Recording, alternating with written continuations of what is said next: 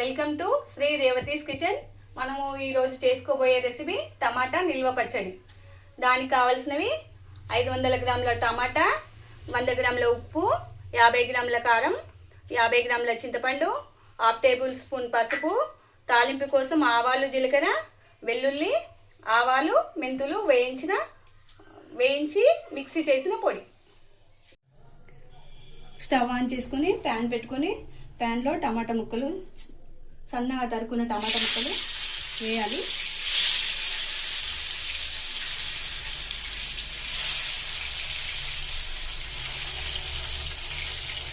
టమాటా ముక్కలు వేసిన తర్వాత పసుపు, చింతపండు అన్నీ ఒక్కొక్కటిగా వేసుకోవాలి.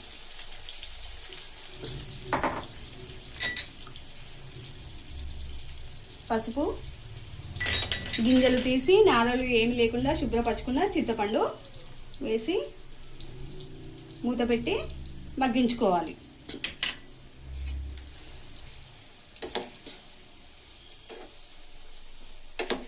మగ్గిన తర్వాత ఉప్పు, కారం, ఆవు పొడి, మెంతి పొడి అన్నీ వేయాలి.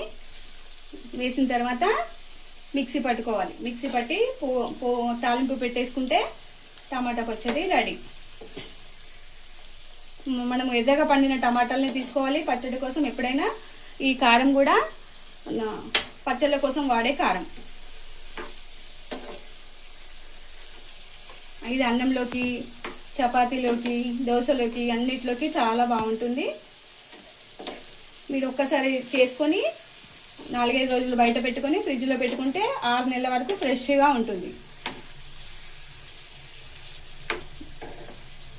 మీకు వీడియో నచ్చినట్టయితే సబ్స్క్రైబ్ చేయండి, షేర్ చేయండి, లైక్ చేయండి. సబ్స్క్రైబ్ చేయడం మాత్రం మర్చిపోకండి.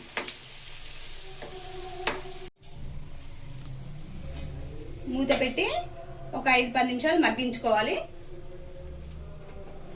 ఇప్పుడు మగ్గిపోయింది. మగ్గిన తర్వాత ఇలా మెత్తగా మగ్గిపోవాలి. మగ్గిన తర్వాత ఉప్పు,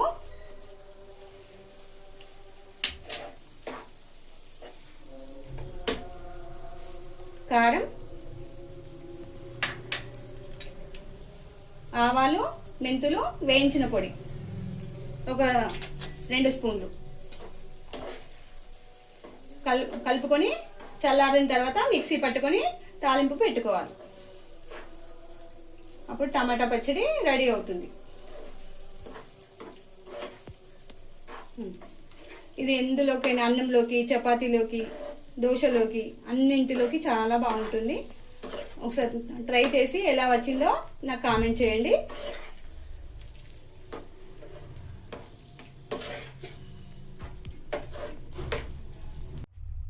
ఇప్పుడు పచ్చడి చల్లారిపోయింది. మిక్సీ పట్టుకుందాం.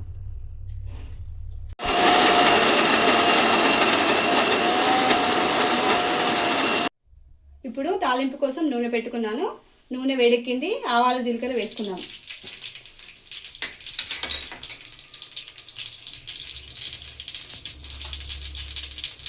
ఆవాలు, జీలకర్ర చిటపట్లు ఆడిన తర్వాత వెల్లుల్లి రెబ్బలు, నల్లగొట్టుకున్న వెల్లుల్లి రెబ్బలు,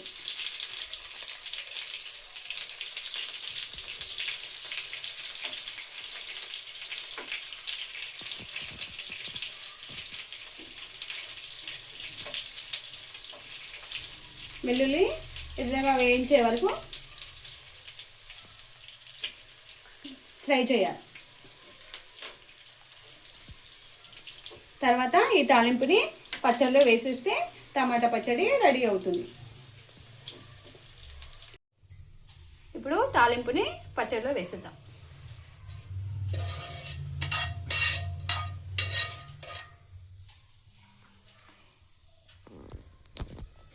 టమాటా పచ్చడి రెడీ.